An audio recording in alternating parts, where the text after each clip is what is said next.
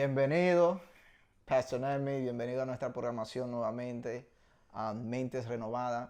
Y en el día de hoy queremos hablar acerca de los espíritus de este siglo. Y para hacer una breve introducción, la frase de los espíritus de este siglo o el espíritu del mundo es un término que el apóstol Pablo utilizó en Primera de Corintios en 2:12, donde él hace un contraste de el espíritu del mundo y el espíritu de Dios. Entonces, si me permite leer, Corintios 2:12 dice: y nosotros no hemos recibido el espíritu del mundo, sino el espíritu que proviene de Dios, para que entendamos lo que por su gracia Él nos ha concedido. Entonces, el espíritu del mundo, si lo puedo poner de esa manera, es un espíritu demoníaco o satanal como tal, ¿sabes? Satanás mismo. En otras partes de las escrituras vemos que a Satanás se le nombra el príncipe de este mundo. Entonces ahora, eso no quiere decir que Él es mayor que nuestro Padre Celestial. Él no está por encima de Dios, sino Él es el que gobierna sobre el mundo caído, sobre aquellas personas que andan en desobediencia, en pecado. Y creo que para que podamos entrar en materia, si podemos desarrollar un poquito lo que es aquella persona que vive en pecado. Pastor Nemi. Sí, la palabra pecado en el griego significa alguien que no ha llegado a la marca, no ha llegado al estándar de donde está seteado, como alguien que lanza flecha, ¿no? Y no le da al aro donde le tiene que dar. Entonces, cuando lo entendemos de esa manera, de esa perspectiva de la palabra, podemos ver que Dios tuvo un diseño para el hombre y para la creación. Y cuando el hombre cayó en el pecado, fue que falló y no le dio al aro. Y eso tiene muchas implicaciones, porque tiene que ver con la santidad y no desobedecer a Dios, porque al desobedecer ellos salieron del diseño original de Dios. Entonces el hombre que está en pecado es el hombre que sigue bajo el diseño que ha hecho el hombre, reemplazando la que ya hizo Dios. Y eso lo podemos ver, no solo en formas de vivir, no solo en hábitos, tiene que ver con el mismo espíritu o el mismo paradigma que el hombre usa para vivir en la tierra. Y eso lo podemos identificar como el vivir como huérfano y vivir como un hijo. Claro. La desobediencia yo la veo como algo que es opuesto. Es como la manera de pensar opuesta a lo que Dios ya ha establecido, básicamente. Sí.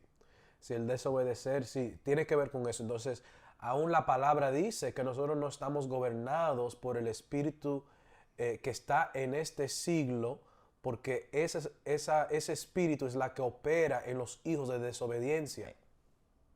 Amén. Ahí donde tú ibas. Ahí donde yo iba, ahí donde yo Sigue iba. ahí. Eso se encuentra en Efesios, Ajá. en el libro de Efesios. No, y es bien interesante porque básicamente una persona que anda en desobediencia abre la puerta a un sinnúmero de espíritus, a un sinnúmero de cosas, de ataduras. Yeah. Nosotros le llamamos atadura de la mente, como espíritu de orgullo, espíritu de falsedad, espíritu de rebelión, un sinnúmero de cosas que no nos damos cuenta que abrimos la puerta por el simplemente hecho de andar en desobediencia. Ajá. Y esa puede ser una de las causas que está causando un sinnúmero de estrés o de situaciones en la vida de un creyente o de aquella persona que quizás no conoce a Dios, porque al andar en desobediencia no entiende que esto abre puerta a un sinnúmero de ataduras. Yep. Entonces tenemos que revisar nuestra vida. Sí, es muy simple, como estás diciendo. O sea, el que está desobedeciendo a Dios,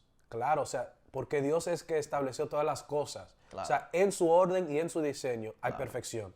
Amén. Entonces, solo es cuando nosotros nos caemos de la gracia Claro. y entramos en desobediencia que nosotros abrimos la puerta a esas imperfecciones Claro. en nuestra vida mental, en nuestra vida espiritual. Claro. No, y yo creo que un perfecto ejemplo que pudiéramos dar de la Biblia, mientras estaba estudiando, la misma vida del rey Saúl. Ajá. ¿Sabe? Dice la palabra de Dios que por él andar en desobediencia, el Espíritu de Dios se apartó de él. Bien interesante cómo el Espíritu de Dios se puede apartar de una persona. Sí. Entonces, el concejal, quien lo aconsejaba a él, lo que hizo, en vez de aconsejarle a él que viniera donde Dios, que se arrepintiera, lo que él hizo fue que mandó a llamar a un ungido, quien fue el rey David, que luego nos damos cuenta en la Biblia que es quien lo reemplaza. Yep. Entonces David venía a tocar el arpa. Y yo recuerdo que cuando yo estaba pasando por el proceso de ansiedad, esa fue una de las palabras que tú me diste. No sé si tú te recuerdas cuando tú oraste por mí. No me recuerdo bien. Yo me recuerdo que tú estabas en mi casa, pero si tú me lo recuerdas, me voy a recordar. ¿Cuál fue esa palabra? Fue un momento, en verdad, fue un momento bonito que pude experimentar con la casa pastoral, en donde en ese proceso yo estaba pasando por un proceso fuerte de ansiedad, pero este versículo, esta historia de David, no, aunque ya yo lo había leído, no se me había hecho rema, si lo puedo decir de esa manera, o no se me había hecho una realidad, no sé cómo ponerlo en español, pero yo sí recuerdo que tú me diste ese ejemplo. Y entonces cuando yo vine a casa y empecé a leer nuevamente ese versículo, esa historia en la Biblia, pude conectarme.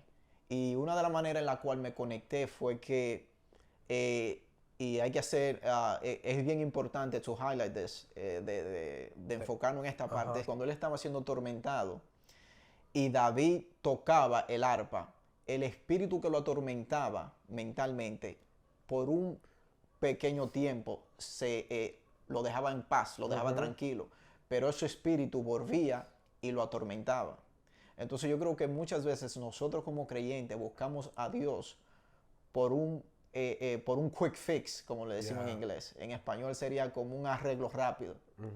No entendiendo que nuestra relación con Dios debe ser de buscar a Dios cuando lo necesitemos y cuando pensamos que no lo necesitamos. Amen. Porque muchas veces queremos utilizarlo, bueno, necesito que Dios me saque de este proceso, necesito que Dios me sane, necesito que Dios haga esto por mí. Entonces entramos en un momento de desesperación buscando a Dios, pero cuando entonces Dios nos da el resultado, nos olvidamos de Dios o nos apartamos de Él. Sí, es muy bueno lo que estás diciendo, que, bueno, Saúl buscaba de Dios solo cuando él tenía necesidad. Y como decías, hay mucha gente, hay muchas personas que también tienen ese mismo hábito, y creo que lo que eso revela, como hemos estado hablando aquí, es que la relación que nosotros debemos tener con Dios, la manera que Dios lo diseñó, es para que el hombre estuviera en una relación muy íntima con Él. Él estaba deseando que nosotros fuéramos hijos e hijas para Él. Y en ese sentido, el que es hijo o la que es hija no busca a su padre solo cuando tiene necesidad. O sea, Claro. en mi vida, si estoy hablando honestamente, yo no busco a mi papá y le digo, hey, pa, necesito unos cuartos, bueno, estoy hablando dominicano. Dale. No, o sea, necesito unos cheles ahí para ir a la bodega. Necesito un par de pesos. Necesito para comprarme los tenis que quiero. Y así a veces tratamos a Dios.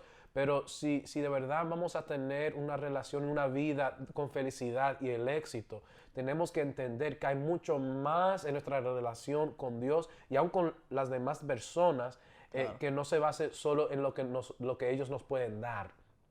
El que busca solo lo que puede recibir de otra persona, no de verdad está ejercitando el amor, no está viviendo en el amor de Dios. Porque el amor de Dios no tiene que ver nada con lo que uno puede recibir.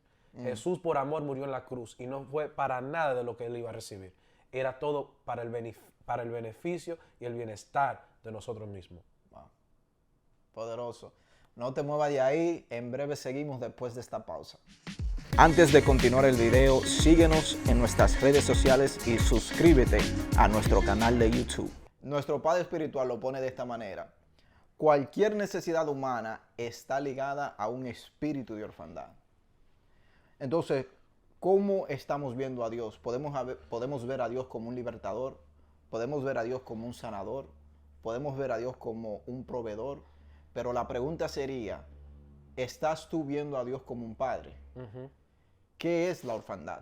Bueno, sí, algo que dijiste que está muy bueno, ¿no? Es que Dios es proveedor. Entonces a veces uno dice, no, es que está bien, la palabra no dice, ¿no?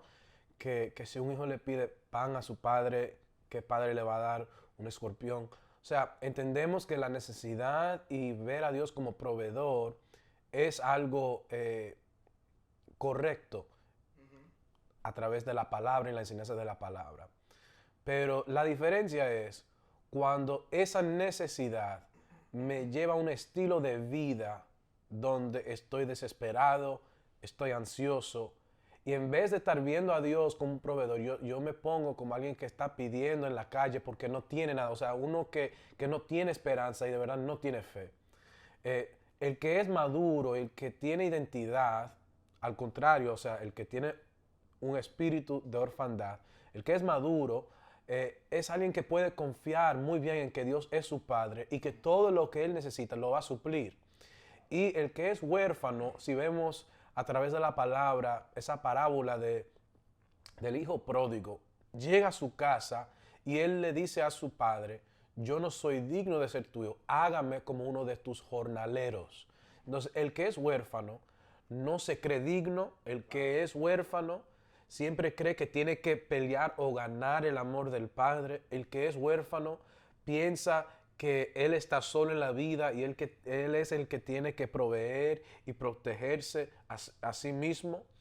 Y el que es huérfano tampoco sabe cómo vivir en comunidad, porque el que no puede amar a Dios o tener el amor de Dios como padre, no puede manifestar el amor fraternal entre su comunidad y sus hermanos.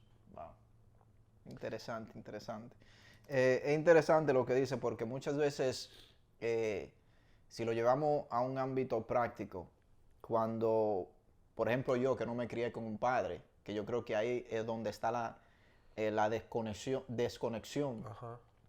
con muchos de nosotros, es que se nos hace difícil ver a Dios como un padre, porque no tuvimos esa relación con nuestros padres naturales. Y el enemigo sabe eso.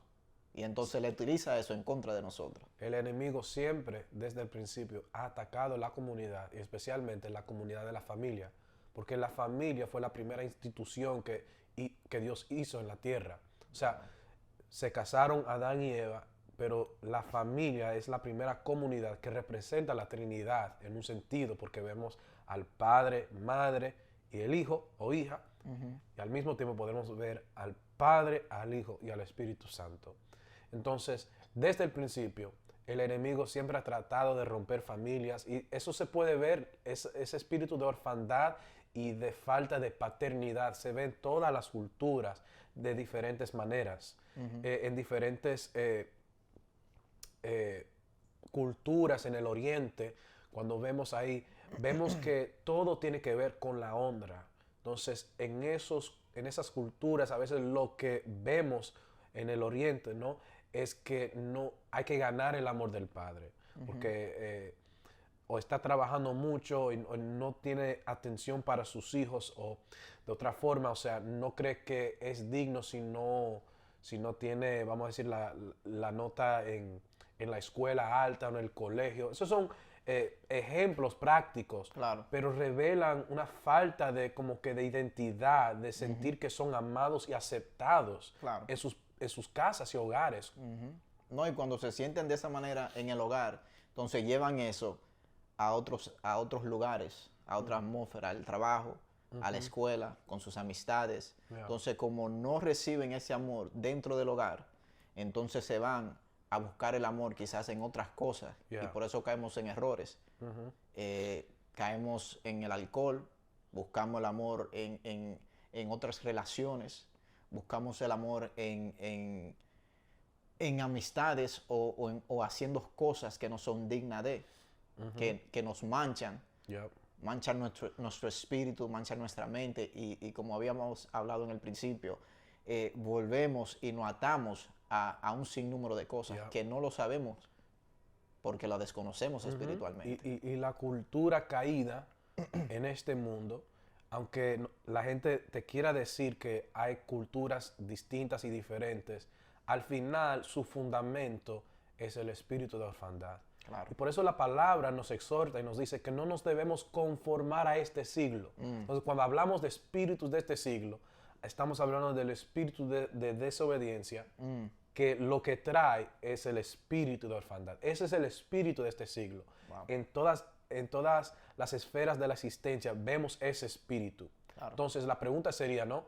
¿Cómo es que este espíritu de la orfandad y de la desobediencia produce en nosotros la ansiedad, la depresión, el estrés y todas esas deficiencias en nuestra vida mental? El hombre no fue hecho para estar solo. Por eso te quiero invitar a nuestra casa espiritual, Edificadores de Naciones. Nos puedes encontrar en el 947 Castleton Avenue de Staten Island, Nueva York.